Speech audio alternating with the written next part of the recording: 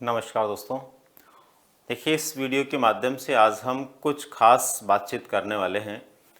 विशेष रूप से दोस्तों, आज का हमारा मुद्दा क्या है ये हम सबसे पहले समझें। मुद्दा है उन विद्यार्थियों के लिए जो आने वाली परीक्षा के अंदर अपने आप को एक सफल व्यक्तित्व के रूप में देखना चाहते हैं। दो तरह के लोगों को लेकर के मैंने इसमें प्रयास किया है जो इसका बहुत बड़ा फ़ायदा ले सकते हैं, इसके एक एक बिंदु, एक एक मुद्दे को समझ करके, एक एक शब्द को समझ करके। पहला मेरा रिक्वेस्ट आप लोगों से रहेगा, जनरली कभी मैं ऐसे बोलता नहीं हूँ पर बताता हूँ कि इस वीडियो को आप पूरा ज़रूर देखें और पूरा देखने के साथ ही एक एक जो बात यहाँ पर मैं बताने वाला हूँ या जो आपके साथ चीज़ें मैं शेयर करने वाला हूँ वो आपको गौर करनी है। दोस्तों, उन दो लोगों के लिए ये वीडियो है जिसमें एक तो वो लोग जो पिछली परीक्षाओं को देकर के अपने आप को थका हारा मान चुके हैं या मान रहे हैं, या फिर अपने आप के लिए ये मान रहे हैं कि हम सफलता को प्राप्त नहीं कर पा रहे हैं, और दूसरा उन लोगों के लिए है जो पहली बार अपना बीएड, डीएलएड या जो भी अपना पाठ्यक्रम है, जो भी अपनी डिग्री है वो कंप्लीट करके अब इस कंपटीशन में आ रहे हैं, और वो भी एक अच्छे भविष्य के निर्माण की दिशा में विशेष रूप से शिक्षा के क्षेत्र में शिक्षक बनकर काम करना चाहते हैं। दोस्तों, वैसे तो इस वीडियो को शिक्षक भर्ती के अलावा अन्य किसी भर्ती से जुड़ा हुआ व्यक्ति भी देखता है और सभी मुद्दों पर वो सोचता है, तो उसके लिए भी ये उतना ही लाभकारी है जितना शिक्षक भर्ती के विद्यार्थियों के लिए।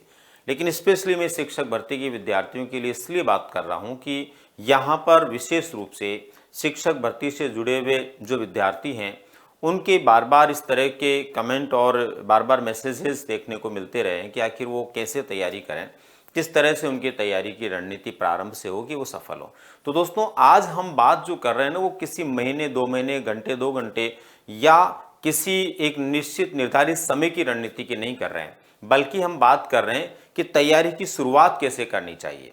एक व्यक्ति के माइंड में क्या क्या चीज़ें एकदम स्पष्ट हो, क्या क्या विचार स्पष्ट हो, कौन से प्रत्ययों पर वो विचार करें ताकि उसकी तैयारी जो है बेहतर हो पाए और वो बेहतर तरीके से अपने परिणामों को एक अच्छी स्थिति के अंदर प्राप्त कर पाएं। दोस्तों, इसके लिए कुछ खास बिंदुओं पर हम चर्चा कर रहे हैं और ये बिंदु क्या क्या हैं एक एक करके हम उनके बारे में समझने का प्रयास करते हैं और जानने का प्रयास करते हैं। सबसे पहले तो दोस्तों, ये बिंदु जो मैंने तैयार करने के प्रयास किए हैं ये मेरे स्वयं के विचारों के साथ ही मेरे कुछ साथी और मित्र लोग जो हैं इसी क्षेत्र में काम करने वाले शिक्षक वर्ग के लोग, उनके साथ में विचार विमर्श करके क्या बेहतर हो सकता है, क्या बेहतर चीज़ मैं आपको बता सकता हूं, उसके आधार पर बने हुए हैं।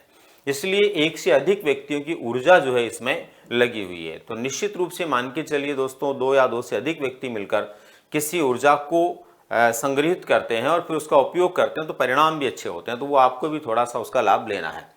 टॉप करने के लिए उपाय, यानी हर विद्यार्थी अपने आप को टॉप स्टूडेंट के रूप में बनाना चाहता है, टॉपर्स के रूप में अपने आप को देखना चाहता है और कम से कम सफल तो वो अपने को बनाना ही चाहता है। तो कैसे वो सफल हो सकता है, टॉपर्स की लिस्ट में कैसे वो आ सकता है, और कंपटीशन में तो आपको पता है दोस्तों, जिसका चयन हो जाता है वही टॉपर्स है, चाहे वो लास्ट लाइन पर हो चाहे फर्स्ट लाइन पर हो। तो हमें उस चयन को ही टॉपर मानते हुए किस तरह से हम उस दिशा में आ सकते हैं, उस लाइन में आ सकते हैं या उस सक्सेस को प्राप्त कर सकते हैं, यहाँ पर विचार करने की आवश्यकता है। एक एक मुद्दे को आपको ध्यान से समझना है और फिर उसके बाद में मंथन करना है और इसी प्रकार से अपनी तैयारी को धार देनी है। दोस्तों, समय को बिना गंवाए, सबसे पहले नंबर पर क्या ध्यान रखना आपको, समय को बिना गंवाए आज से ही तैयारी शुरू करें, वैकेंसी का इंतजार नहीं करें। दोस्तों, कई बार ऐसा हुआ कि वैकेंसी नहीं आई, वैकेंसी आएगी तब तैयारी करेंगे, और फिर देखा गया कि देखते देखते वो सारा टाइम हमारा गुजर गया, वैकेंसी आ गई, वैकेंसी आने के बाद में फिर एग्जाम की डेट नहीं आई, फिर उसमें इंतजार में हम रह गए, फिर एग्जाम की डेट आ गई और फिर पता चला कि हम कुछ नहीं कर पाए। इसलिए सबसे पहली जो आपके लिए सीख है, आपके लिए जानकारी है, वो ये है दोस्तों कि कभी भी किसी भी वैकेंसी का इंतजार मत करो। आएगी, निश्चित रूप से आएगी, वो कब आएगी कोई बात नहीं, जब भी आएगी, पर हम उसके लिए तैयार रहें। इसलिए बिना वैकेंसी का इंतजार किए, हालांकि अभी तो परिस्थिति ऐसी बनी हुई कि जस्ट कुछ ही समय बाद आपके सामने बड़ी बड़ी वैकेंसी आने वाली है, बम्पर भर्तियां आने वाली है, लेकिन आपको उनके बारे में नहीं सोचना है। आपको अगर सफल होना तो सिर्फ ये सोचना है कि मेरा काम, मुझे अपने आप को तैयार करना है, वैकेंसी आना, एग्जाम होना, ये सरकार का काम है। मैं मेरे काम को परफेक्ट करूंगा तो मेरा रिजल्ट परफेक्ट होगा। तो पहली जो सोच आपको बनानी है वो ये बनानी है कि कब वैकेंसी आएगी, कब नहीं आएगी, कब परीक्षा होगी, उस पर ध्यान नहीं जाए, बल्कि आपका ध्यान सिर्फ इस बात पर रहे कि मुझे अपने आप को तैयार करना है। उसमें अभी से, आज इसी वक्त से लग जाना चाहिए, कल पर कोई काम नहीं छोड़ना चाहिए। ये पहली सीख हमें ध्यान में रखनी है दोस्तों। दूसरा, सबसे पहले खुद को बेसिक विषय वस्तु से संबंधित ज्ञान को ग्रहण करना चाहिए। हम लोग क्या करते हैं दोस्तों, बेसिक ज्ञान नहीं लेते और डायरेक्ट ही हम किसी मंजिल पर जाने के लिए ऊपर की तरफ देखना शुरू कर देते हैं। आज हम मार्केट से गाइड खरीद करके उसके लेयर वाली चीजें पढ़ करके पास होना चाहते हैं, तो ऐसा बिल्कुल नहीं करना है। आपको सबसे पहले नंबर पर अपने बेसिक नॉलेज को परफेक्ट बनाना है।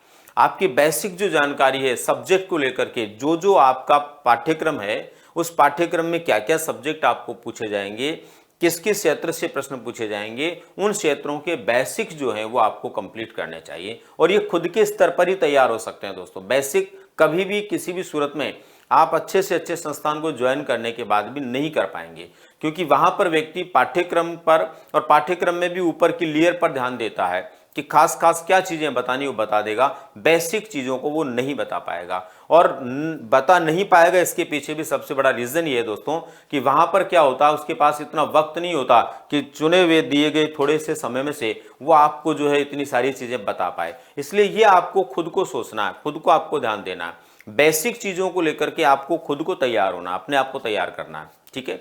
और अभी से शुरू कर दीजिए। अब बेसिक चीजों का मतलब सिंपल सी बात यह है कि मान लीजिए हम हिंदी के विद्यार्थी हैं, तो हिंदी का जो ग्रामेटिकल पार्ट है, उसकी छोटी छोटी बातें, उसके नियम, उसके सिद्धांत क्या हैं, वो तो हमें पता होनी चाहिए। उनको लेकर के भी हम अगर किसी के ऊपर निर्भर हो जाएंगे ना, तो फिर बड़ा मुश्किल हो जाएगा हमारे लिए किसी कंपटीशन के अंदर अपने आप को मजबूत बनाना। और दोस्तों आपको पता है कि 20 प्रश्नों में से आपने 15 प्रश्न ऊपर वाले पढ़ लिए और 15 प्रश्न बाकी सब विद्यार्थियों ने पढ़ लिए, लेकिन वो जो 5 प्रश्न बेसिक थे वो आपने नहीं पढ़े। वो 5 ही तो प्रश्न है जिनमें से आने वाले प्रश्न आपको सक्सेस दिलवाएंगे, इसलिए वो जरूरी है, उनको पढ़ना बहुत जरूरी है। ऊपर वाले मोस्ट इंपोर्टेंट जिनको आप मानते हो उनको तो हर कोई पढ़ लेता है, इसलिए बेसिक चीजों को देखिए। अब यहां पर एक बहुत खास बात जो है वो है 50% लोग बहुत मेहनत करने के बाद भी, बहुत मेहनत करते हैं लोग, ऐसे लोग आपने भी देखे होंगे, हो सकता है आप में से भी कुछ लोग ऐसे हों जो 10-10, 12-12 घंटे पढ़े हों, फिर भी पेपर में उनके सिफर स्थिति बन गई हो। ऐसा क्यों होता है? ऐसा इसलिए होता है दोस्तों, बाहरी मेहनत करने के बाद भी, अधिक मेहनत करने के बाद भी, जब व्यक्ति का बेसिक कमजोर होता है, बेसिक चीजों का उसमें अभाव होता है, तो उसको क्या हाथ लगती है? सफलता की जगह वो असफल हो जाता है, असफलता हाथ लगती है। इसलिए दोस्तों यहां पर मेरा आप लोगों से विशेष प्रकार का विनम्र भाव से कहना है कि आप लोगों को सबसे पहले अपने बेसिक पर फोकस करना चाहिए। चाहे आप पहले दे चुके एग्जाम तो भी अभी आपके पास में वक्त है, नई वैकेंसी आएगी, फिर उसका जो है एग्जाम डेट आएगा, एग्जाम होगी, काफी टाइम है। तो जो टाइम आपके पास अभी है ना, इसमें बेसिक को कंप्लीट कीजिए, अपनी बेसिक मजबूती कीजिए, नींव को मजबूत कीजिए, मतलब ये है। इसके बाद में दोस्तों नेक्स्ट आता है 10+2 और स्नातक के विषय को मजबूत करें। देखो 10+2 यानी कि 10+2 11 12th में जो भी सब्जेक्ट आपके रहे हैं उनको आपको मजबूत करने की जरूरत है। जैसे आप डीएलएड हैं और उसके बाद आप लेवल फर्स्ट का एग्जाम दे रहे हैं, मान लीजिए ग्रेड 3rd में, या फिर और भी 12वीं बाद की जो परीक्षाएं कोई दे रहे हैं आप, तो वहां पर आपके स्तर के अनुसार ही तो आपको प्रश्न पूछे जाएंगे और वहां पर आपका जो सब्जेक्ट है उसके अनुसार आप चुनाव करते हैं। तो वो जो चीजें हैं वो तो आपकी कम से कम बेसिक कंप्लीट होनी ही चाहिए। इसके बाद में आप ग्रेड 2nd या 1st के लिए तैयारी कर रहे हैं, तो ग्रेड 1st या 2nd के लिए तैयारी करते हैं, तो स्नातक स्तर की आपकी जो विषय वस्तु है वो एकदम परफेक्ट होनी चाहिए। हम लोग क्या करते हैं, कई बार इन परीक्षाओं को, जो एकेडमिक परीक्षाएं होती हैं, उनको पास करने के लिए कुछ छोटी छोटी डायरियां खरीद करके और 2-5 प्रश्न याद करे, रटे और पास हो जाते हैं। लेकिन हमें यह सोचने की जरूरत है दोस्तों कि वहां तो पास हो गए, लेकिन असली जो हमारा कंपटीशन है, जिसके बाद हमें जॉब मिलना है, उसकी तैयारी तो तभी सही प्रकार से हो पाएगी जब हम उन चीजों को बेसिक रूप से एकदम कंसेप्ट को क्लियर करते हुए तैयार कर पाएंगे, तब जाकर के हम उसमें सफल हो पाएंगे। तो ये आपको ध्यान रखने की जरूरत है। तो दोस्तों ये सबसे पहले 3 बातें हमने यहां पर करी। पहले नंबर पर बिना समय गंवाए अभी से तैयारी शुरू करनी चाहिए। आप लोगों को बेसिक खुद को कंप्लीट करने की जरूरत है और अपना जो 12वीं तक का जो भी विषय रहा है उसको, प्लस स्नातक में जो भी विषय रहे उनको मजबूत करना चाहिए, क्योंकि वो आपके अपने विषय हैं, आपने अपने इंटरेस्ट से, अपनी रुचि से उनको पढ़ा है, तो आप आसानी से उनके बेसिक को भी कंप्लीट कर सकते हैं। इसके बाद में दोस्तों नेक्स्ट क्या हमें ध्यान रखने की जरूरत है, दोस्तों नेक्स्ट है शुरुआत मानक पुस्तकों से करें। अगर हम पहली बार शुरुआत कर रहे हैं किसी कंपटीशन में बैठने की, तो भी दोस्तों आपको सबसे पहले मानक पुस्तकें पढ़नी चाहिए। और अगर हम एक बार दो बार एग्जाम देकर के थक चुके हैं, या लग रहा अपने को कभी पिछले एग्जाम के अंदर हम असफलता की स्थिति में हैं, तो एक बार फिर आपको सोचने की जरूरत है दोस्तों, और आपको सबसे पहले अपना ये जो समय है वो मानक पुस्तकों पर लगाना चाहिए। मानक पुस्तकों का मतलब वो पुस्तकें जो आधार होती है किसी भी विषय की, और जिनमें गलतियां होने की संभावनाएं बहुत कम होती है, जो एररलेस होती है, ऐसी पुस्तकों को ला करके उनके माध्यम से आपको पढ़ाई करनी चाहिए। अब यहाँ पर आप बहुत से लोग सोचेंगे कि कौन सी मानक पुस्तकें लाई जाए, कौन सी पुस्तकों से हम पढ़ाई शुरू करें।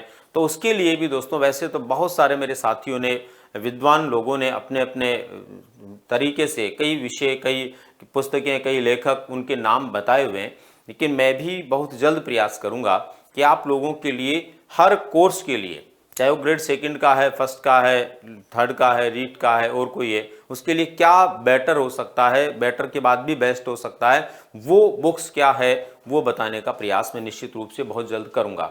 लेकिन आप लोग भी अपने स्तर पर अपने बड़े भाई बहन से, माता पिता भी हो सकते हैं और परिवार में व्यक्ति हो सकता है, आपके गुरुजन हो सकते हैं, साथी लोग हो सकते हैं, उनसे भी मालूम कीजिए और क्या मानक पुस्तक हो सकती है, बेहतर क्या हो सकता है वो लीजिए और उनसे अपनी तैयारी सबसे पहले शुरू कीजिए। गाइड बुक नहीं लें, ये ध्यान रखो दोस्तों। यहाँ पर काफी लोग ऐसा हो सकता है कि मेरी इस बात से नाराज भी हो कि भाई गाइड बुक के लिए क्यों मना किया जा रहा है ना। मैं भी गाइड मान लो लिखता हूं तो मैं भी सोचूंगा कि मैं ही मना कर रहा हूं, गाइड बुक नहीं ले, पर नहीं ले दोस्तों। शुरुआत में गाइड नहीं लेनी है। गाइड क्या होती है, गाइड केवल अपने को रास्ता बताती है कि ये चीजें इस तरह से पढ़नी है, लेकिन उससे हमारा बेस नहीं बन पाता है। आजकल आपको पता, परीक्षा के अंदर जो प्रश्न पत्र आता है उसमें कुछ प्रश्न वो आते हैं जो एकदम नॉर्मल होते हैं, साधारण होते हैं, लेकिन हमारा बेस कमजोर होता है, इसलिए हम उसको कर ही नहीं पाते, और वो साधारण प्रश्न ही हमारी हार और जीत के लिए जिम्मेदार बन जाते हैं। इसलिए हमें यहाँ पर अभी जो वक्त है वैकेंसी आने से पहले का, उसमें बेसिक चीजों को कंप्लीट करना है। गाइड बुक की जगह केवल मानक पुस्तक पढ़नी है, और मानक पुस्तक पढ़ते हुए दोस्तों उस मानक पुस्तक से अपने पाठ्यक्रम के अनुसार नोट्स बनाने हैं। जितने आसानी से अच्छे से नोट्स आप बना सकते हैं वो आपको बनाने की जरूरत है उस मानक पुस्तक के। फिर उसके बाद में वो नोट्स जो है बार बार आप रिवाइज करते रहेंगे तो बेस आपका मजबूत बना रहेगा, और फिर आप बाकी किताबों से तैयारी करेंगे तो बेहतर तैयारी आपकी हो पाएगी। एक बार बेस बन जाने के बाद गाइड का सहयोग ले सकते हैं, बिल्कुल। पहले एक बार आप बेस कंप्लीट कर लीजिए, जब आपका बेसिक कंप्लीट हो जाए तो उसके बाद आप किसी गाइड बुक का भी उपयोग कर सकते हैं। इसके बाद में दोस्तों नेक्स्ट देखिए, जो आपकी कमजोरी है। देखो ये बहुत इंपॉर्टेंट बात है, इसको ध्यान से समझें आप। ये मैं दो तरह के लोगों के लिए बता रहा हूं। पहले तो वो लोग जो पिछली परीक्षाएं दे चुके हैं और पिछली परीक्षाओं में उनको लगा कि मेरा ये वाला पार्ट बहुत कमजोर रहा, या उसको लगता है कि मान लीजिए ग्रेड थर्ड के अंदर उसने एग्जाम दिया और उसको लगता है कि मैं राजस्थान जीके में कमजोर रह गया, उसमें मैं कम कर पाया, या फिर मैं मैथड्स में कमजोर रह गया, मैं साइको में कमजोर रह गया, या मैं किसी अन्य दूसरे में जो है कमजोर रह गया किसी पार्ट में। तो सबसे पहला काम आपको क्या करना है, अभी जब समय तो उसी पार्ट को उठाना है और उसी पार्ट को इतना मजबूत बनाने का प्रयास करना है कि आने वाली परीक्षा में आपकी कमजोरी आपकी मजबूती बन जाए, और जिसकी वजह से इस परीक्षा में आप पीछे रहे, अगली परीक्षा में वो आपको मजबूती के साथ में आगे ले जाएं, और बाकी जो विषय वस्तु हो तो ऑटोमेटिक आपके अच्छे हैं तो आप बेहतर कर पाएंगे। कई बार दोस्तों ऐसा हो जाता है, कई सोचे कि चलो ये अभी तो कमजोर है तो इसको छोड़ देते हैं, इसको अगली बार थोड़ा ध्यान से पढ़ेंगे, लेकिन नहीं होगा दोस्तों। फिर वापस आप उसी फ्लो में आ जाएंगे पहले वाले में, और फिर वो कमजोर ही बना रहेगा। इसलिए पहले नंबर पर उन विद्यार्थियों के लिए जो पहले परीक्षाएं दे चुके हैं, वो सबसे पहले उस कमजोरी को पहचान भी गए होंगे कि कौन से क्षेत्र में मेरी कमजोरी रही, उसको मजबूत बनाएं। और वो लोग जो पहली बार एग्जाम दे रहे हैं वो अपनी कमजोरी खुद जानते हैं। मान लीजिए लेवल फर्स्ट का एग्जाम देना है तो उसको मैथ भी पढ़नी है, उसको पर्यावरण भी पढ़ना है, उसको हिंदी भी पढ़ना है, उसको संस्कृत भी पढ़ना है, या फिर इंग्लिश भी पढ़ना है, साइको भी पढ़ना है। तो वहां पर कौन सा पार्ट उसका ऐसा है जिस पर उसको भरोसा कम है, उसको लगता है कि मेरा कमजोर हो सकता है, तो सबसे पहले उसी का चुनाव करें, उसी को मजबूत बनाएं। जब कमजोरी वाले पक्ष को आप मजबूत बना लेंगे ना दोस्तों, तो बाकी पिलर तो आपके मजबूत है ही, आप निश्चित रूप से एक अच्छी सफलता की मंजिल जो है गढ़ पाएंगे। और अगर आपने उस पिलर को मजबूत नहीं बनाया तो आप कितना भी प्रयास कर लीजिए, असफलता उसके अंदर अपने पीछे पीछे दौड़ती रहेगी। इसलिए आप लोगों को पहले नंबर पर क्या करना है, कमजोर पक्ष को खत्म करना है, उसको मजबूत बनाना है, उसको सबसे शक्तिशाली बनाना है। ठीक है, तो दोनों तरह के लोग ध्यान दें। जो पहली बार दे रहे वो भी पहले पहचान ले कि ये विषय मेरा कमजोर हो सकता है, तो इसको मुझे मजबूत बनाना चाहिए। और जो एग्जाम दे चुके हैं, एक दो बार दे लिया, एक बार भी दे लिया, तो उनको पता लग गया कि मेरा कमजोर पार्ट क्या, उसको मजबूत बनाने की जरूरत है। इसके बाद में दोस्तों देखिए, प्रत्येक टॉपिक को पढ़ने के बाद, ये सबसे महत्वपूर्ण बात है यहां पर कि प्रत्येक टॉपिक को पढ़ने के बाद टॉपिक से अब तक की परीक्षाओं में पूछे गए प्रश्न या प्रश्नों को हल करें। देखो, जैसे जैसे आप तैयारी करें मानक पुस्तकों से या किसी भी प्रकार से, तो जैसे एक टॉपिक आपने कंप्लीट कर लिया और आपको लग गया मैंने इसको अच्छी तरह पढ़ लिया है, आपके सिलेबस के अकॉर्डिंग वो टॉपिक आपके पाठ्यक्रम में है, तो पुराने पेपर्स के आधार पर आप देखिए कि पुरानी परीक्षाओं में, पिछली परीक्षाओं में, पुराने पेपर्स में उस टॉपिक में से क्या क्या प्रश्न पूछे गए थे और उन प्रश्नों को हल करें। मान लीजिए 5 प्रश्न, एक टॉपिक आपने पढ़ा और पिछली 5 परीक्षाओं में से 4 परीक्षाओं के अंदर वहां से एक एक प्रश्न पूछा गया, तो वो 4 प्रश्नों के उत्तर आप दे पा रहे हैं, नहीं दे पा रहे हैं, उस टॉपिक को पढ़ने के बाद उनको हल कर पा रहे हैं कि नहीं कर पा रहे हैं आप। यदि उनके उत्तर आप दे पा रहे हैं, हल कर पा रहे हैं, तो इसका मतलब आप प्रॉपर तरीके से तैयारी कर रहे हैं। उनमें से यदि एक का भी उत्तर आप नहीं दे पाए तो भी इसका मतलब हम कमजोर हैं। तो उसको सबसे पहले मजबूत करें कि कम से कम पीछे आने वाली परीक्षाओं के जो प्रश्न हैं उनका तो हर प्रश्न का जवाब हमारे पास में हो। और इसके अंदर आपको क्या ध्यान में रखना है दोस्तों, इसमें आपको ध्यान में रखना है कि पुराने पेपर्स जितने भी हैं परीक्षाओं के, उन पेपर्स को आपको नजरअंदाज बिल्कुल नहीं करना चाहिए, उनको देखने की जरूरत है। कई साथी कहते हैं कि हर बार परीक्षा का पैटर्न बदल जाता है, इसलिए व्यक्ति को उस पैटर्न को लेकर के भी थोड़ा सोचना चाहिए। इसलिए जरूरी नहीं है कि पीछे पैटर्न वाले प्रश्न आए, तो ऐसा नहीं है दोस्तों। पीछे का और आगे का पैटर्न कुछ नहीं होता, पेपर में आए हुए प्रश्न जो होते हैं ना, उनसे हमें लैंग्वेज समझ में आती है। अभी कई बार क्या होता है, कई विद्यार्थी जो है, टीचर जो भी पढ़ाता है या किताब में जो भी लिखा हुआ उसको वैसा का वैसा रट लेता है और वैसा का वैसा रट करके कल्पना करता है कि परीक्षा में यहां से प्रश्न आएगा, वहां से प्रश्न आ भी जाता है, लेकिन प्रश्न की भाषा बदल जाती है और भाषा बदलते ही वो कंफ्यूज हो जाता है। वो समझ ही नहीं पाता कि यार ये प्रश्न कहां से आया, मैंने तो इसको पढ़ा ही नहीं था, या ऐसा तो मैंने कभी पढ़ा ही नहीं। लेकिन ये ध्यान रखिए, ये तब होता है जब हम रटते हैं।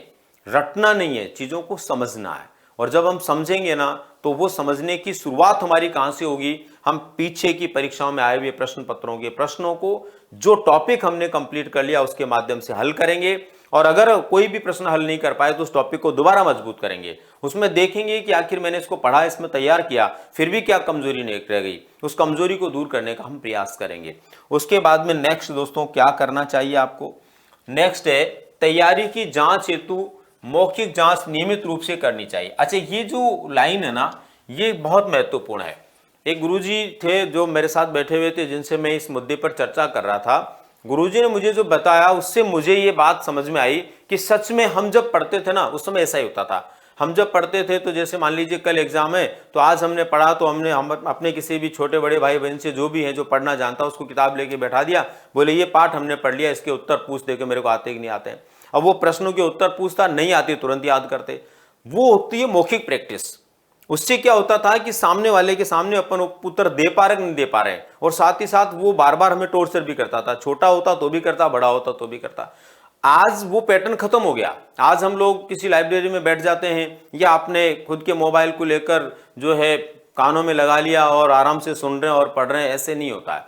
आपको एक बार तैयारी करने के बाद में किसी को भी, चाहे पिताजी है, माताजी है, बड़े भाई बहन है, कोई भी है घर के अंदर पढ़ा लिखा, उसको दे दीजिए कि ये पाठ मैंने आज पढ़ा है, इसमें से ये प्रश्न बन सकते हैं, इनके उत्तर मुझे आते हैं कि नहीं, मुझे पूछो। जब बार बार आप प्रैक्टिस करोगे ना ऐसे नियमित रूप से रोजाना, तो आपका मौखिक प्रकार का अभिव्यक्ति का लेवल बढ़ेगा। और जितनी मौखिक अभिव्यक्ति लेवल आप बेहतर बना पाएंगे ना दोस्तों, उतना ही आप परीक्षा के अंदर भी अच्छा कर पाएंगे। क्योंकि यहां पर कंपटीशन में क्या होता है आपको पता है, यहां पर आपको लिखना तो होता नहीं है, यहां पर तो आपको देख करके वहां से सही विकल्प को छांट करके केवल गोला करना होता है। तो ऐसी स्थिति के अंदर गोला करने वाली क्षमताएं लाने के लिए मौखिक अभिव्यक्ति हमारी बेहतर होनी चाहिए। तो यहां पर ये बात जो है मुझे बहुत अच्छी लगी जो सर ने बताया, और इसलिए मैंने इसको उचित समझा कि आपको मैं ठीक से इसको बता पाऊं। तो तैयारी की जांच हेतु हम क्या करें, मौखिक जांच करवाएं अपनी खुद की, और प्रतिदिन करवाएं। हर रोज दिन भर पढ़ने के बाद 1 घंटा तय कर लें कि मैं कोई भी भाई बहन घर में पिताजी उनको कहूंगा और वो मुझे पूछेंगे, बहुत अच्छा लगेगा आपको, उनको भी लगेगा कि आप मेहनत कर रहे हो, और उसके माध्यम से आपका एकदम एनर्जी लेवल जो है ना वो डेवलप होगा, आत्मविश्वास बढ़ेगा। ठीक है, यानी किसी भी व्यक्ति को प्रश्न पूछने को बोले, यानी मतलब मेरा अर्थ समझ रहे होंगे आप, किसी भी व्यक्ति को बोले कि जो आपने पढ़ा उसमें से वो आपको पूछे। ठीक है, कई बार क्या होता है, हम लोग कई बार ऐसा भी सोच लेते हैं कि यार कोई मुझे पूछेगा, नहीं आएगा तो मेरी वैल्यू क्या रह जाएगी। अपन तो घर वालों को कहते हैं पढ़ाई बढ़िया हो रही है, और नहीं आया तो बोलेंगे अरे नहीं आया यार, वो बोलेंगे तो अभी तो एक बार ही बोलेंगे, उससे आप में सुधार हो जाएगा। अगर अंतिम परीक्षा तक अपने को नहीं आया तो फिर बार बार बोलेंगे। तो उससे बचने के लिए अभी तो हम तैयार कर रहे हैं ना, अभी तो हम बेस बना रहे हैं ना, तो हमें ऐसा प्रयास करना चाहिए और बहुत जरूरी है। पहले जब हम पढ़ते थे छोटे छोटे ग्रुप बना लेते थे, 5-5 साथियों की क्लास के अंदर, 2-2 साथियों के, आपस में एक दूसरे से पूछते थे, वो पूछता फिर हम पूछते, उससे क्या होता था, प्रैक्टिस बढ़ती थी। आजकल ऐसा नहीं होता है, आजकल तो हर कोई अपने आप को समझता है कि मैं ही विद्वान हूं, कोई मुझे पूछेगा नहीं आएगा तो मेरी वैल्यू कम हो जाएगी। अरे यहाँ तो छोटी सी वैल्यू कम होगी, वहां लाइफ के अंदर वैल्यू कम हो जाएगी, इसलिए पूछना जरूरी है, मौखिक अभिव्यक्ति बढ़ाने की आवश्यकता है। नेक्स्ट है दोस्तों, पढ़ने की शुरुआत से ही परीक्षा पैटर्न को ठीक से समझने की बहुत जरूरत है। यहां पर क्या करना है, पढ़ने की शुरुआत करने से ही, हम लोग पढ़ने की शुरुआत करें पहले दिन, मतलब मान लीजिए आज हमने ये वीडियो देखा और आज से हमने ठान लिया कि मैं तो आज से ही पढ़ूंगा, और आज पढ़ने के लिए हम बैठ गए, तो हमें क्या करना है, शुरुआत से ही, पहले समय से ही पैटर्न को समझना जरूरी है। हम जो परीक्षा की तैयारी करने जा रहे हैं उसका पैटर्न क्या है, जैसे आप ग्रेड 2 की तैयारी करने जा रहे हैं तो उसका पैटर्न क्या है, उसमें किस तरह के प्रश्न आते हैं, क्या क्या उसका पाठ्यक्रम है, अब तक की परीक्षाओं में कैसे प्रश्न पूछे गए, कितने प्रश्न उसमें तथ्यात्मक आते हैं, कितने लॉजिकल प्रश्न उसमें आते हैं, एप्लीकेशन पर आधारित प्रश्न किस तरह से पूछे गए हैं, परिभाषाओं को तोड़ मरोड़ कर कैसे पूछा जाता है, ये सारी चीजें अपने को पहले देख लेने की जरूरत है। और जब हम उस पैटर्न को देख लेंगे ना कि प्रश्न पत्र का पैटर्न क्या है, सब्जेक्ट वाइज भी उसमें प्रश्न आते हैं, भूगोल से कितने पूछे जा रहे हैं, इतिहास से कितने पूछे जा रहे हैं, कल्चर से कितने पूछे जा रहे हैं, बार बार ये चेंज हो रहे हैं या बार बार इसी मात्रा में पूछे जा रहे हैं, इसी संख्या अनुपात में पूछे जा रहे हैं, ये सारी चीजें, एक कंसेप्ट हमारे माइंड में स्पष्ट होना चाहिए। अगर ये स्पष्ट है ना तो फाइनली दोस्तों हम बेहतर कर पाएंगे। तो पढ़ने की शुरुआत से ही परीक्षा पैटर्न को ठीक से समझने की बहुत जरूरत है। बहुत सारे विद्यार्थी ऐसे होते हैं दोस्तों, कई बार सैकड़ों विद्यार्थियों के साथ काम करने के बाद में ये महसूस किया है मैंने खुद ने भी, कि कई बार विद्यार्थी तैयारी कर रहा है, 3 महीने से कोचिंग कर रहा है, और 3 महीने से कोचिंग कर रहा है, 3 महीने पहले खुद पढ़ रहा था, 2 महीने बाद परीक्षा है, और फिर वो ऐसी छोटी सी बात आकर पूछ लेता है जिसका संबंध परीक्षा की तैयारी शुरू करने से पहले का था। तब लगता है कि अभी इसका ये बेस भी कमजोर है तो आगे कैसे कर पाएगा, या अब तक इसने जो समय खराब किया वो क्यों किया। तो इसलिए ध्यान रखो, पैटर्न हमें पता होना चाहिए, किस तरह से आएंगे, किस तरह से। जैसे मान लीजिए एक विद्यार्थी पूछ लेता 3 महीने की कोचिंग के बाद कि ग्रेड 2 में जो है करंट के कितने क्वेश्चन आएंगे, तो इसका मतलब उसको पैटर्न का पता ही नहीं है, उसने देखे ही नहीं, पीछे के पेपर ही नहीं देखे, समझा ही नहीं। तो ये समझना जरूरी है, उसके माइंड में क्लियर रहे कि 10 प्रश्न आएंगे, 8 आएंगे, 7 आएंगे, कम से कम इतने, अधिकतम इतने आएंगे, तो वो उस तरह से अपने को तैयार कर पाएगा।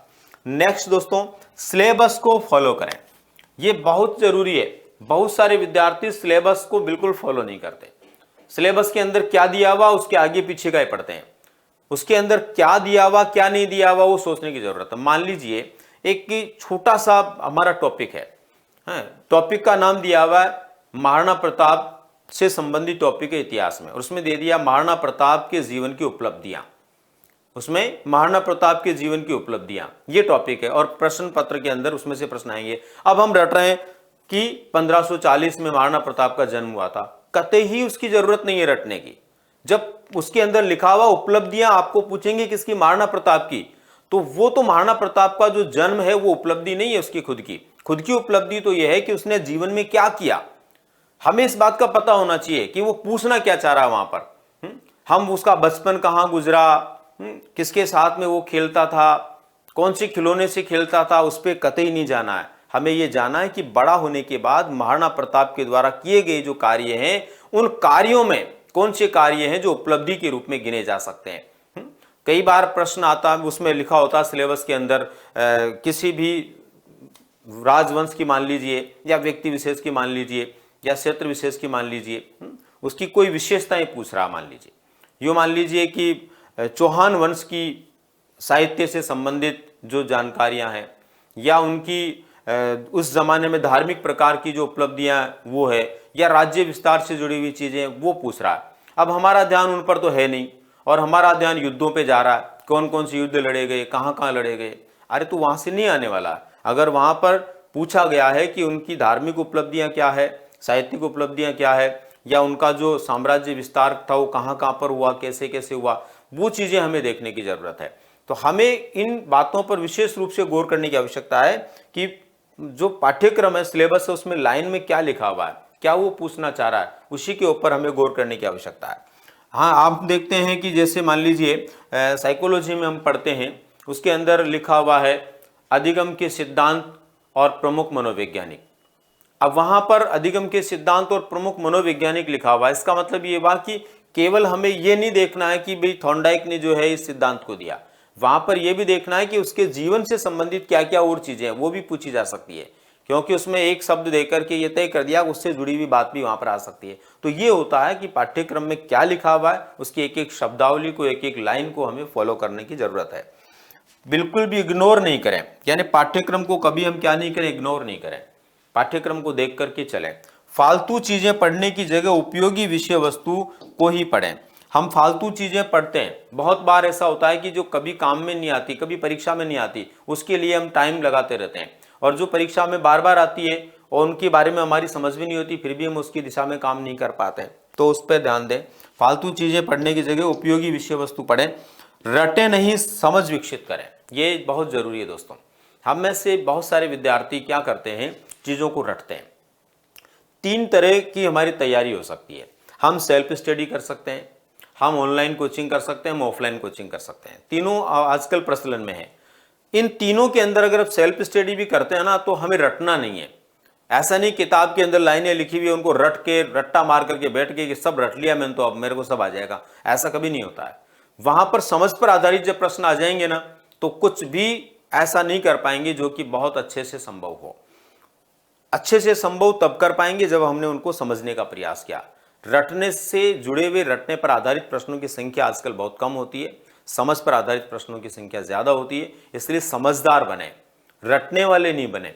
दूसरे नंबर पर हम ऑनलाइन कोचिंग कर रहे हैं, ऑफलाइन कोचिंग कर रहे हैं, तो वहां जो टीचर बता रहा ना, हम क्या करते हैं, बिल्कुल एकदम लकीर के फकीर हो जाते हैं। टीचर ने जो लाइन बोल दी ना, वो लाइन हमने रट ली, उसके आगे पीछे कुछ भी नहीं है। जबकि हमें जरूरत है दोस्तों, टीचर तो एक सीमा तक ही तो बता पाएगा। कोई भी शिक्षक को, मैं हूं, कोई मेरा साथी है, और कोई मित्र है, किसी भी प्रकार का दूसरा आपके परिवार का भी कोई व्यक्ति है जो आपको टीच करता, पढ़ाता है दोस्तों, वो केवल एक सीमा तक बता सकता है। उसके आगे पीछे की समझ तो आपको डेवलप करनी पड़ेगी। और अगर आप वो नहीं कर पाते हैं और फिर ये कल्पना करते हैं कि जो पढ़ाया गया उसी में से सब कुछ आ जाए, तो कभी संभव नहीं होगा, न हुआ न होगा। क्योंकि वहां पर वो व्यक्ति सीमा तक बताएगा, उस सीमा के आगे पीछे की चीजें जो है वो हमारे लिए जरूरी है। आप देखिए, एक सिंपल सा कंसेप्ट मैं आपको बता रहा हूं। आप जब सड़क पर रात में गाड़ी लेकर के चलते हैं, तो आपने कई बार देखा होगा, सड़क जो होती है उस सड़क के ऊपर उस गाड़ी की लाइट जो होती है ना, वो एक निश्चित दिशा के अंदर जाने के बजाय सड़क के बाहर भी फैलती है। कोई भी ड्राइवर जब गाड़ी चलाता है, मान लीजिए कार चलाने वाला रात को कार चला रहा रोड के ऊपर, तो सड़क के ऊपर जाने वाली लाइट के दम पर वो गाड़ी नहीं चला सकता।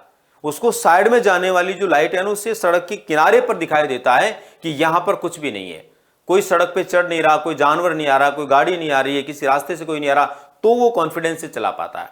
अगर वो लाइट केवल सड़क पर ही जाती ना और साइड में नहीं जाती, तो रात में गाड़ी चलाना मुश्किल हो जाता है। सोचिए आप इस बात को। वैसे ही दोस्तों, बताने वाला आपको क्या करेगा, एक लाइन बताएगा, लेकिन उस लाइन के आसपास की चीजें जो है ना, वो आपको समझनी पड़ेगी। वही आप में कॉन्फिडेंस पैदा करेगी, वही आप में आत्मविश्वास को इस तरह से बनाएगी कि आप सफलता का परचम लहरा पाएंगे। इसलिए ये ध्यान रखिए, समझ विकसित कीजिए। और इसके बाद में आप लोगों को क्या करना है दोस्तों, इसके बाद में देखो एक और खास बात देखिए। अब परीक्षाएं थॉट आधारित है। एक समय था जब परीक्षाएं क्या होती थी, उसमें डायरेक्ट फैक्ट आ जाते थे, कुछ भी पूछ लेते थे। मुझे आज भी याद है, उसमें बहुत सिंपल प्रश्न पूछे गए। यहां तक कि वो प्रश्न पूछा गया, विधानसभा का अध्यक्ष कौन है, राजधानी को लेकर पूछ लिया गया, किसको जो है वस्त्र नगरी कहते हैं। तो इस तरह के प्रश्न, क्या आज ऐसे प्रश्न आते हैं? आज अगर ऐसे प्रश्न आते हैं तो 100 प्रश्नों में से एक प्रश्न हो सकता है। पहले इस तरह के 100 में से 95 प्रश्न होते थे। आज समय बदल गया, आज प्रश्नों का पैटर्न बदल गया है, आज पेपर का पैटर्न बदल गया है। लेकिन बदला क्या है, किस रूप में बदला ये हम समझें। तो आजकल परीक्षाएं थॉट आधारित हो गई है, आपको सोचना है। प्रश्न का उत्तर बहुत आसान है, एक सिंपल सी बात है। पजल नाम आपने खूब सुना है, पहेली आपने नाम खूब सुना है। पहेली या पजल क्या होती है? उसके अंदर बस कुछ न कुछ ऐसा सुराग दिया हुआ होता है जिसको यदि आपने पकड़ लिया तो आपकी पजल हल हो जाएगी, और वो आपने नहीं पकड़ा तो वो पजल आपके लिए मुसीबत बन जाएगी। तो यहां पर भी वही बात, आजकल परीक्षाओं में यही है, बहुत सिंपल सी चीज पूछी जाती है लेकिन वो इस तरह से पूछी जाती है कि हम उलझ जाते हैं। तो वो थॉट आधारित जो चीजें हैं ना, उनको हल करने के लिए हमें अपनी थॉट को डेवलप करना, विकसित करना है, चिंतन करना, तर्क करना है, प्रश्नों को बार बार रिवाइज करते समय भी कि यही शब्द यहाँ पर क्यों दिया गया, इसके अलावा ये दे देते तो क्या होता, ऐसा करते तो क्या होता, ये थोड़ा हमें सोचने की जरूरत है। तो इसलिए खुद को बेसिक थॉट के लिए तैयार करें, यानी आपको खुद को इस तरह से तैयार करें कि बेसिक चीजों पर कैसे आप विचार कर सकते हैं, मंथन कर सकते हैं, चिंतन कर सकते हैं, तर्क कर सकते हैं। मतलब कुल मिलाकर ये कि आप में एक तर्कणा का भाव पैदा होना जरूरी है। जितनी ज्यादा तर्कणा आप अपने आप में डेवलप करेंगे ना दोस्तों, उतना ही आप सफलता के नजदीक होंगे। इसके बाद में देखिए दोस्तों, क्वालिटी स्टडी करें। क्या है ये क्वालिटी स्टडी? क्वालिटी स्टडी का मतलब होता है दोस्तों, हम क्या करते हैं, मार्केट से उस गाइड को खरीदते हैं जिसका कवर चमकदार है, जिसके ऊपर लगा हुआ फोटो किसी ऐसे व्यक्ति का है जिसका अच्छा नाम आपने सुना है, या फिर उसके अंदर लिखी हुई जो विषय वस्तु है वो इतनी कलाकारी से लिखी हुई है। आज तो कंप्यूटर का जमाना, व्यक्ति उसको ऐसे जमा देता है कि अक्सर चमकते हुए नजर आते हैं और ऐसा लगता है कि यार ये इसके अलावा तो कुछ आएगा ही नहीं। यानी जो एक ऐसी चीज जो कभी परीक्षा में नहीं आएगी उसको भी इतना हाईलाइट कर दिया जाता है कि हमें वो बहुत पसंद आती है, और न सिर्फ उसको हम पढ़ते हैं बल्कि अपना समय उसके अंदर और लगा देते हैं, और परिणाम ये आता है कि वो कभी परीक्षा में नहीं आते। तो ऐसी पुस्तकों से या ऐसी चीजों से बचना है, बल्कि वो पुस्तकें लानी है जिनमें क्वालिटी हो, जहां से प्रश्न आते हों, जिन प्रश्नों का या यूं कहें कि परीक्षा में आने वाले प्रश्नों का जो स्तर है उससे मैच होता हो। ये मिलान कीजिए चीज़ों से, है ना। हम में से, ये मैं पहले भी आपको बता चुका हूं कि हमें सबसे पहले गाइड नहीं खरीदनी है। गाइड तो लास्ट में एक बार थोड़ा बेस कंप्लीट हो जाए तो थोड़ा मदद के लिए खरीदनी है, और जो अच्छी किताबें आप खरीदें उसके शॉर्ट नोट्स बनाने हैं। शुरुआत से ही नोट्स बनाने की जरूरत होती है दोस्तों। एक बार शुरुआत के अंदर अगर आपने समय निकालकर शॉर्ट नोट्स बना लिए ना, तो परीक्षा तक बार बार उनको रिवाइज करते रहोगे तो आप बहुत अच्छी स्थिति में आ जाओगे। और हम पहले नहीं बनाते या बहुत बड़े बड़े नोट्स बना लेते हैं तो उनको नहीं पढ़ पाते हैं। इसलिए ये विशेष रूप से ध्यान दो, बेसिक चीज़ों के बनाओ। क्वालिटी क्या और कैसी है, इसके लिए पिछली परीक्षा के प्रश्नों को या प्रश्न पत्रों से उस पुस्तक का मिलान करो। मान लीजिए एक पुस्तक उसमें दिया हुआ है राजस्थान के इतिहास के वो सभी टॉपिक्स जो आपके ग्रेड सेकंड की परीक्षा में पूछे जाते हैं। ग्रेड सेकंड की परीक्षा में उस क्षेत्र से आए हुए जो प्रश्न है उनका मिलान करो उस बुक में, कि क्या पिछली परीक्षाओं में सारे प्रश्न इस बुक में से मिले हुए हैं। तो इसका मतलब मिलते हैं 95% या 90% भी मिल रहे हैं ना, तो इसका मतलब ये है कि वो आपके लिए एक अच्छी पुस्तक है। और उसके अंदर 50% भी नहीं मिल रहे तो फिर वो आपके लिए अच्छी नहीं हो सकती। इसलिए क्वालिटी देख करके उस पुस्तक की, मानक पुस्तक या कोई सी पुस्तक आप लेते हैं, उसको आप पसंद कीजिए, उसको आप पढ़िए। निश्चित रूप से आपका जो स्टडी मटेरियल है वो आप लोगों को सफल बनाने में योगदान देगा। इसके बाद में दोस्तों एक और नई बात आपके लिए हो सकती है, अनोखे टॉपिक या यूनिक टॉपिक। अनोखे या यूनिक टॉपिक क्या होते हैं? सामान्यतया मैं जिस हिसाब से समझ पाया हूं, कुछ टॉपिक हमारे ऐसे होते हैं जो पहले पढ़े हुए नहीं होते, किसी विशेष परीक्षा के अंदर ही वो आते हैं, और विशेष परीक्षा में आते हैं तो उसी परीक्षा के अंदर उसमें से कुछ पूछा जाता है। तो ऐसे टॉपिक्स को कभी नहीं छोड़ना चाहिए। पहले नंबर पर तो अपने आप में इंटरेस्टिंग होते हैं क्योंकि एकदम अलग हट करके हैं। दूसरे नंबर पर वहां से प्रश्न पत्र बनाने वाला भी जरूर प्रश्न देता, सुनिश्चित रूप से वो एकदम अलग चीजें, हटकर चीजें, यूनिक चीजें, तो वहां से कुछ ना कुछ तो आएगा। आप दुकान के ऊपर कोई कपड़े खरीदने के लिए गए, वहां पर बहुत सारे कपड़े रखे हुए हैं जिनमें से बहुत सारे ड्रेसेज आपने पसंद पहले भी की है और बार बार करते हैं, लेकिन आपको अचानक से कोई ऐसी ड्रेस वहां पर दिख जाती है जो आपने पहली बार देखी है, एक अलग तरह से आपको लग रही है, यूनिक आपके लिए है, तो एक बार आपका ध्यान उस पर जाएगा। ठीक वैसे ही प्रश्न पत्र बनाने वाला व्यक्ति जो है उसका भी ध्यान जाएगा कि यार ये इसमें एकदम यूनिक टॉपिक है, यहां से क्या प्रश्न बन सकता है, और फिर उसका जब वो प्रश्न उठाता है ना, तो हमारे लिए एकदम सफलता का बहुत अच्छा साधन बन जाता है, क्योंकि हमने उसको बेहतर तरीके से तैयार किया। और यदि हमने तैयार नहीं किया तो फिर हम उसमें कहीं के नहीं रहते, क्योंकि जो यूनिक टॉपिक है ना, उसमें आप अपने तरीके से बिना पढ़े हुए कुछ भी, किसी भी प्रकार का जुगाड़ भी नहीं कर सकते। यूँ कहें कि आप अपने तरफ से सोच लें कि भाई तुक्का मार देता हूँ, इसमें ये हो सकता है वो हो सकता है, वो भी नहीं चलेगा, क्योंकि वो तो यूनिक टॉपिक है, उसको आपने कभी पढ़ा ही नहीं, आपने उसको पहले समझा ही नहीं, समझना आपके लिए ज़रूरी है। तो ऐसे टॉपिक्स के ऊपर आप विशेष रूप से ध्यान दें, ठीक है, विशेष रूप से इनको तैयार करें। नियमित प्रैक्टिस पर ध्यान दें दोस्तों, प्रैक्टिस हमारी रेगुलर होनी चाहिए। हम में से बहुत से लोग ऐसे होते हैं, पढ़ाई तो करते हैं लेकिन प्रैक्टिस नहीं करते, जबकि प्रैक्टिस आदमी को परफेक्ट बनाती है। परफेक्ट बनने के लिए प्रैक्टिस जरूरी है। आपने कोई भी यूनिट पढ़ लिया, 5 यूनिट आपने पढ़ लिए, तो आप ये मत सोचिए कि 5 को पढ़ने की जरूरत नहीं है। एक बार वापस आप रिवाइज कीजिए, फिर पहले से 5वें तक जाइए, फिर छठे में जाकर 10वें तक चले गए, फिर एक बार पहले से लेकर 10वें तक आइए, फिर 15वें तक चले गए, फिर पहले से 15वें तक जाइए। बार बार प्रैक्टिस कीजिए, जितनी प्रैक्टिस करेंगे आप निश्चित रूप से सफलता के नजदीक होंगे। तो दोस्तों ये कुछ खास बातें थी जो मेरे मन में थी, और विभिन्न प्रकार से अलग अलग विद्वानों के विचारों से जो निकल करके आई थी, वो मैं आपको शेयर करना चाह रहा था, ताकि आप लोग आने वाली परीक्षा की तैयारी बेहतर प्रकार से कर पाएं। और निश्चित रूप से उम्मीद करता हूं ये सभी बातें अगर आपने गौर से सुनी है तो आप निश्चित रूप से समझ पाए होंगे कि ये कुछ चीज़ें हैं जिन पर हम गौर करके निश्चित रूप से सफल हो सकते हैं। दोस्तों इन सब बातों को ध्यान में रखते हुए पढ़ाई कर लोगे तो परीक्षा का डर नहीं रहेगा। ये एक सिंपल सी बात है, एक निष्कर्ष यहाँ पर लिखा हुआ है कि इन सब बातों को ध्यान में रखते हुए पढ़ाई कर लोगे तो परीक्षा का डर नहीं रहेगा। क्यों नहीं रहेगा? डर कब लगता है? जब अपनी तैयारी ठीक नहीं होती है। जब तैयारी ठीक हो जाएगी तो डर क्यों लगेगा? केवल सफल परिणाम का इंतजार रहेगा। और अगर डर नहीं रहेगा तो अपनी तैयारी के आधार पर हमें केवल और केवल किसका इंतजार रहेगा कि मैं निश्चित रूप से परीक्षा के बाद सफल होने वाला हूं। तो दोस्तों ये थी मेरी कुछ खास जानकारियां आप लोगों के लिए। उम्मीद करता हूं ये जरूर आप लोगों को काम आएगी। पसंद आना अलग बात है, काम आना अलग बात है। कुछ चीज़ें ऐसी होती है, आपने कई बार घर पर भी सुना होगा, घर वालों से भी, जो चीज़ जितनी स्वादिष्ट होती है ना वो उतनी गुणकारी नहीं होती है। लेकिन कुछ चीज़ें स्वादिष्ट नहीं होती है, कड़वी हो सकती है, उनका स्वाद हमारे लिए एकदम बेकार हो सकता है, लेकिन घर वाले कहते हैं कि वो शरीर के लिए स्वास्थ्यवर्धक होती है। ऐसे ही इन बातों में से कुछ बातें आपके लिए कड़वी हो सकता है आपको बिल्कुल पसंद नहीं आए, लेकिन अगर गौर करेंगे ना आप तो निश्चित रूप से ये आपके लिए आने वाले भविष्य में बहुत काम आने की संभावना रखती है। तो मिलते हैं दोस्तों फिर किसी नई जानकारी के साथ में। धन्यवाद।